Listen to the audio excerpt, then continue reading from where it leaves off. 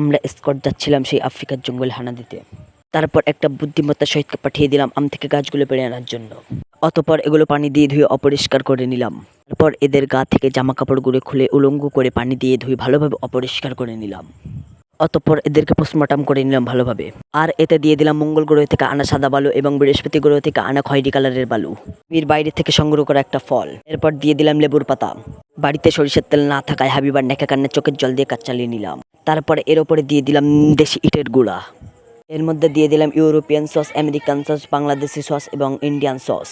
তারপর একজন কাঁচা মেরে গামলার মধ্যে নেমে গিয়ে পা দিয়ে কুস্তি করা শুরু করে দিল। প্রায় 3.5 বছর পর আমাদের সেই বিষাক্ত রেসিপি তৈরি।